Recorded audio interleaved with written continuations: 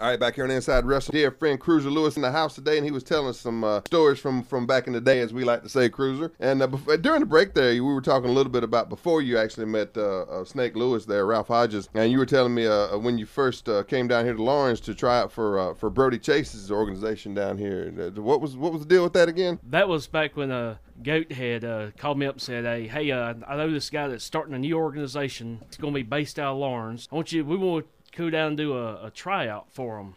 Want to know if you want to go? I said, yeah, sure. We'll go and see what's going on with this. So This is the first time I met the great Brody Ray Chase. Yeah. So I walk in, and Brody's sitting behind the desk there, and I introduced myself. We talked a little bit about how long I've been in the business and everything.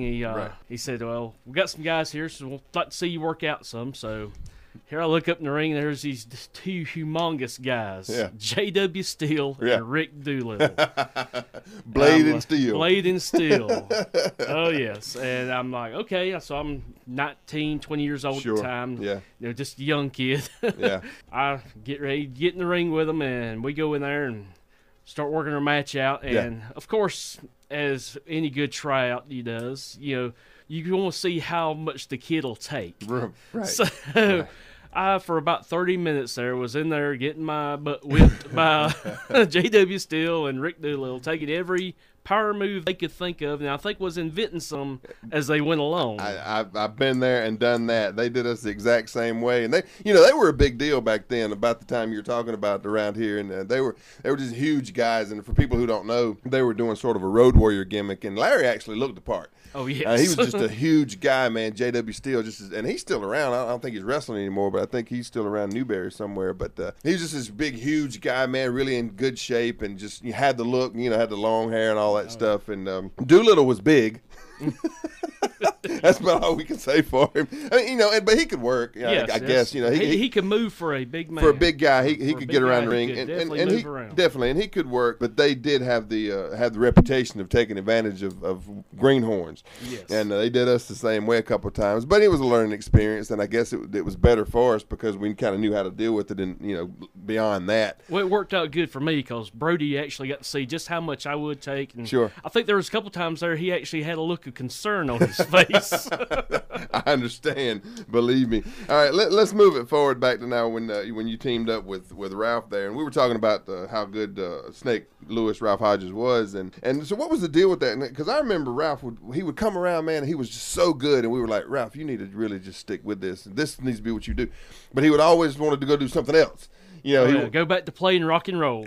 That was the thing. He would disappear, man, and he was. I never heard him, but I understand he was pretty good on the guitar. Yes. But he would leave wrestling, man, and just go do that. And we'd be like, where's Cruizer? Where's Ralph? Where's Ralph? Oh, he's back in the band again. Playing rock and roll.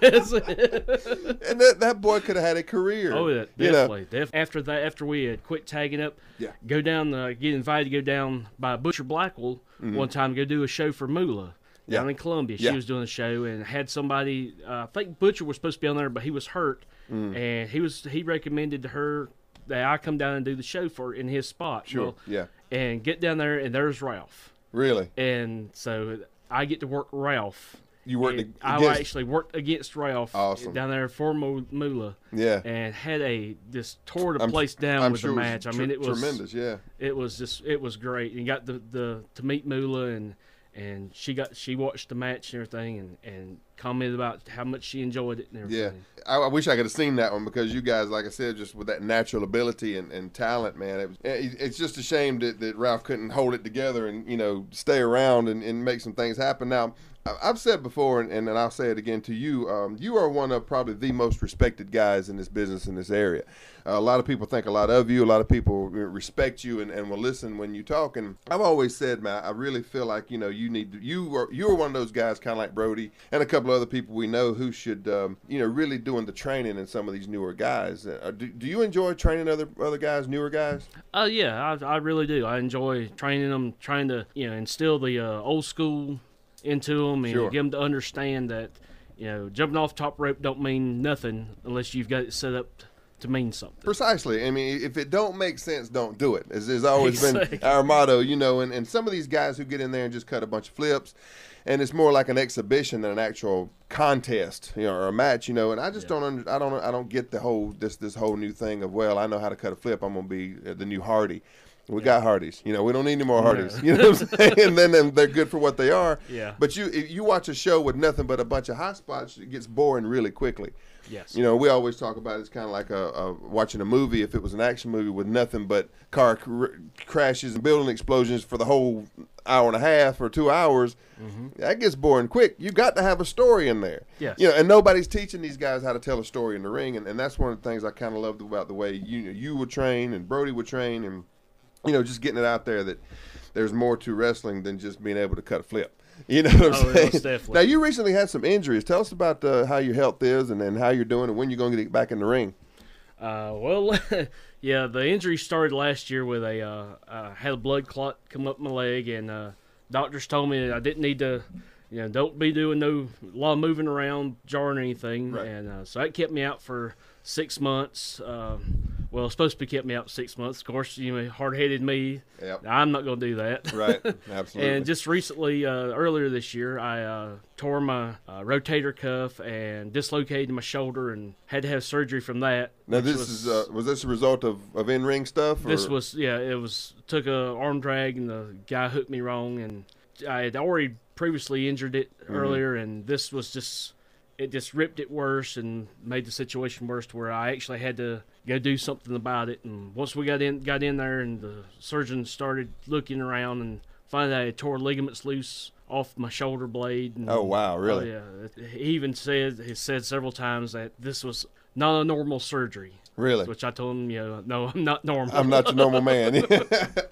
Wow. And so it's the therapy's come along real good with that. He's told me I need to be out for a year to let everything heal up. Sure. I'm going to try to get back in the ring Saturday, do some referee work, and maybe start out doing refereeing around different shows, get in there, do some referee work. Yeah. Just to step back into as a wrestler. Wrestler, yeah. Now, you've been around 20-plus years. And I like to say I've been in the business 20-plus years, too, you know. But as you know, I've taken a lot of time off in between there. And that's one thing about you, as I can say, is you've been active pretty much all those 20 years. Yeah, pretty much every year.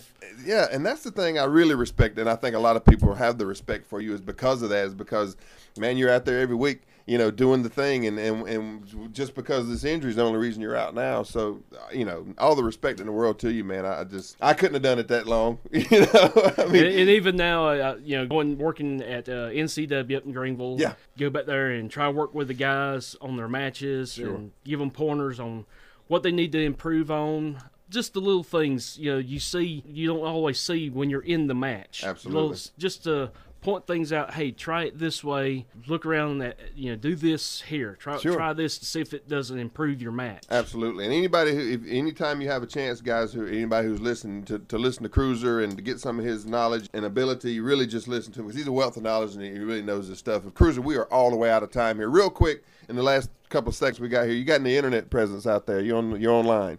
Just on Facebook mainly. I've got pictures and few stories on there. Very cool. Some of the photos from some of the travels I've done. And that Cruizer Lewis on Facebook? Yes. Cruizer Lewis on Facebook. And also you're on Twitter. Yes. So you got to get that Twitter plug in. Yes. It's at Cruizer Lewis, CruizerLewis on Twitter. So check him out on there. Cruiser, it's been a pleasure, man. Glad to have you in. I enjoyed it, Rikki. All right, brother. Thanks for having you. All right, we'll be right back. More here on Inside Wrestling Radio coming up next.